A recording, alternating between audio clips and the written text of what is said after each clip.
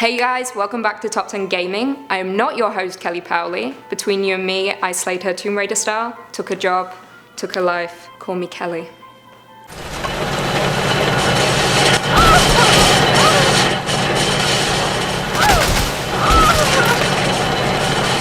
In all seriousness, I'm filling in for Kelly for the next little bit while she's off directing a show. Some of you may know me from previous gaming live streams we've done. Uh-oh. He's got a sniper. Oh! Ah! Oh, he's up there. Just hide behind your favorite bush. I've got no Straight up there. Yeah, I've got no meds. Okay, do you have a scope? Scope. Ah! Oh, what are we? And for those of you that don't, I'm Lucy McPhee. So now the introductions are out of the way, let's jump in. Creepypastas have been around for a while. I mean, who doesn't love a creepy story that is hell-bent on ruining your childhood and the games and characters you love? Well, in this video, we're going to list off some of the creepiest theories surrounding Nintendo, and warning, this list gets disturbing. Really disturbing. Mario will die multiple times. Okay, good? In that case, let's jump into our list of the top 10 Nintendo creepypastas.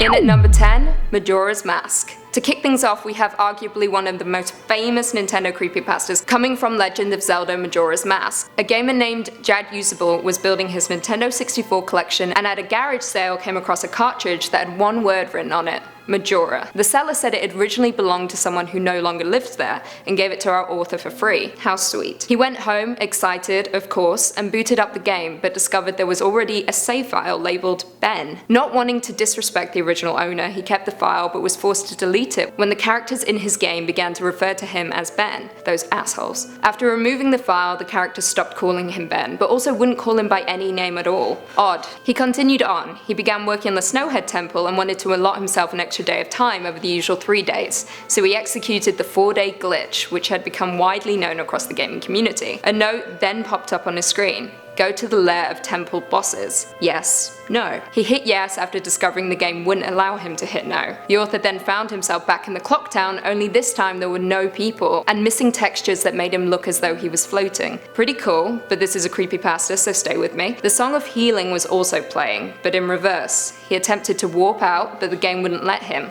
so he instead tried to kill his character in hopes that he would respawn somewhere else. He began running towards Laundry Pool, planning on drowning his character. But before he could get there, Link appeared, grabbing the character's head, and a flash on the screen quickly displayed the Happy Mask salesman smiling, with the Skull Kid's scream playing in the background. The screen then returned, but he was now staring at the Link statue, which began to follow him wherever he went. He then spawned to Clock Tower, standing in front of Skull Kid, with the Stone Tower Temple playing in reverse. He attempted to attack him, but every time he would get lifted in the air and set on fire. However, on his last attempt, the screen went black and his cartridge began to make noise as though processing a lot of information. When the screen came to, he saw Link dead on the ground with Skull Kid floating above his lifeless body. He tried to click away, but he was forced to watch until the game finally shut off. Coming in at number 9, Pokemon Lost Silver. We have a short creepypasta here coming in from an unknown user. He begins his story by discussing how he wanted to revisit one of his favorite childhood games, Pokemon Silver. His mum had thrown his old versions out, so he was forced to go to a GameStop to buy a used copy. As most of us who have purchased used games, you will often find old save files from previous owners that haven't been deleted. This was the case for our author, although this one is slightly different. He clicks on the save file, which is named ...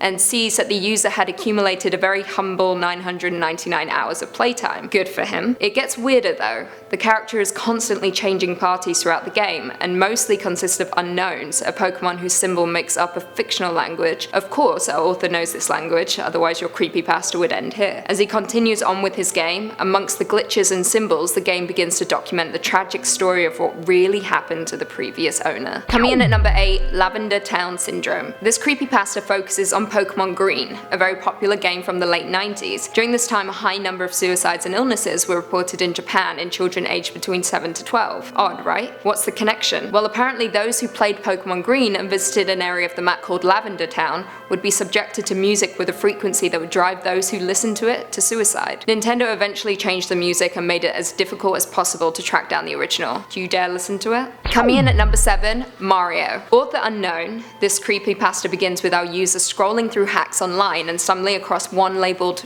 Mario. Just that. Mario, in large capital letters. The description of the hack was odd. It read as follows: as you play the role of Super Mario Plumber, verify that you are beautiful. And then it's followed by a ridiculously long word that I'm not going to try to pronounce, and it doesn't really make much sense, and I don't think it's real. But let's proceed. Bowser kidnapped the evil king. It's your job to save her. This hack includes 6 levels of very long. Great. Cool, perfect. 6 levels of very long is all I need in life. The user dismissed it as a joke, but as it does to us all, curiosity got the better of him, and he downloaded it. He was then greeted by 2 files, a text file and an IPS file, simply named Mario. He opened the text file, which had nothing but symbols and letters, which didn't seem to make any sense. Amongst the text, however, were a handful of English words, which read, "Find me, find me, find me." Creepy. He proceeded to patch the game and jumped in, but nothing was quite as it seemed. Yoshi's Island was now labeled Yoshi's House, and the palette of the level had been turned on its head. It was now a rotting brown color, and the vegetation was no longer present. He then received a number of text blocks that didn't make much sense, such as, "There's no way out of here, and don't you think you've caused enough trouble?" The creepypasta goes on for about 6, but felt like 16 paragraphs more, before the author finally comes to the conclusion that Mario is in his own version of hell, trapped in a vicious loop and atoning for his sins. Classic Mario. In at number 6, Kyoshi's NES. This creepypasta kicks off with 2 brothers playing Earthbound, a game made for the NES in the late 80s. They booted the game up for the first time, but were immediately taken to the final dungeon of the game, right before the final boss. Everything seems normal until text appears, which seems to be Kyoshi communicating with the players directly. The last piece of text reveals that Kyoshi is actually the player's father, and the reason for them playing the game was because, I quote, reminded them of their mother. The player's brother states that he lied about his mother's death and leaves. After the player smashes the game cartridge with a bat, the mother then returns home, alive and well, knowing personal details about the player which she shouldn't know. The player then goes to bed, only to be woken in the night to the sound of an explosion, and his mother saying, "What was that noise? Ness, you don't seem scared." What does that even mean? Coming in at number 5, the Nintendo Switch. We have a short but sweet one here from a Redditor named Glorybust, who describes getting a Switch for his birthday. Great, right? He immediately plugged it in and booted it up, but instead of seeing the home screen, he saw static and 3 words, "You will die." No thank you. His parents said they saw nothing, but he was positive he did. He went to bed trying to forget what he saw, but when he woke up he saw blood dripping from the fan above. He went downstairs screaming for help, but something stopped him. His parents, tied up on the floor with apples in their mouths. Yikes. Coming in at number 4, Luigi is dead. Now this is more of a theory and a popular one at that, but bear with me. So for this theory we jump over to Luigi's Mansion, an innocent enough game, but upon closer inspection not so much. In the attic of the mansion a few players notice something rather spooky reflected on the wall. A shadow.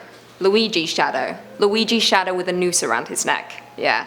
Not so innocent now. Now some have assumed it's a glitch in the game, but others aren't so sure. Some believe Luigi's Mansion is in fact purgatory, and he has actually been dead for the entire game. Childhood ruined yet? In at 3, Super Mario 128. So during the GameCube era, Nintendo attempted to go through a switch, inviting more violent and mature themes into their games. Mario gunning down Luigi? Not so into it. Our author describes accessing a beta version of Super Mario 128. It begins with Bowser saying, I quote, "Mario, I've taken Princess Peach and she will not live to see the sunrise tomorrow unless you take her place. You know what to do and where to go. Do not try to stop me unless you want to hasten her death." End quote. Fun, right? The characters in the game appear much darker and more realistic, giving Mario angry expressions along his journey. During his first encounter with Bowser, he appears far more grotesque than in previous games. During a battle, stabs Mario with his claws and eats him. The game then ends with simply one word on a tombstone: innocence. In at 2, the Red GameCube. Now this creepypasta comes from a now deleted creepypasta wiki page. It describes a gamer who saw an ad for a Red GameCube, but in this ad, GameCube was all one word. Weird, right? Our author thought so too. He wrote, I quote, "Special edition GameCube, only $20. I began to wonder why the ad would disrespect a name like that, but I simply clicked the ad and was brought to the Order Now button."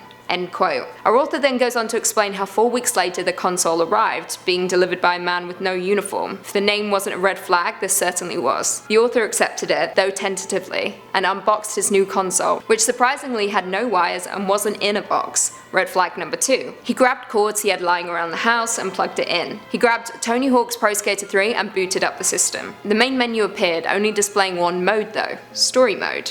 Red flag number 3. He selected it anyway, and through the words, red flashes began to appear, and a voice that just said one word: here.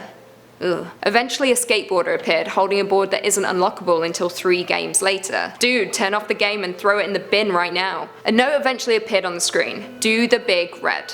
Followed by, he can see you. But the icing on the cake was when the game displayed a name. His name, Thomas, and do not play. Thomas immediately shut off the system and walked away, only to hear another knock on his door. It was the same man who delivered the GameCube. He said just one thing. Something must be simple. Isn't you yet? Who? I think it's you, of course. Better watch out. Doesn't make much sense, but it's creepy nonetheless. And finally in at number 1, Godzilla on NES. Some of you may remember Godzilla from your childhood, and had a lot of fun with the action game that requires you to move kaiju around a chessboard, taking on iconic movie monsters in a side-scrolling style action sequence. Fun stuff, right? Apparently not. For some, a new ink cartridge had surfaced that presents something a little more diabolical, and kaiju's descent into a deep dark void of hellish terror that includes new monsters that were cut from the original game for very obvious reasons. Well, there we have it. Thank you for tuning in to our list of the top 10 Nintendo creepypastas. Do you have any creepypastas? Let us know in the comments down below. And thank you for joining me on my first video. I'll definitely be seeing you in the next one. Don't forget to like and subscribe, and click on the playlist that's floating above me right now. Until next time, bye. Bye. Bye.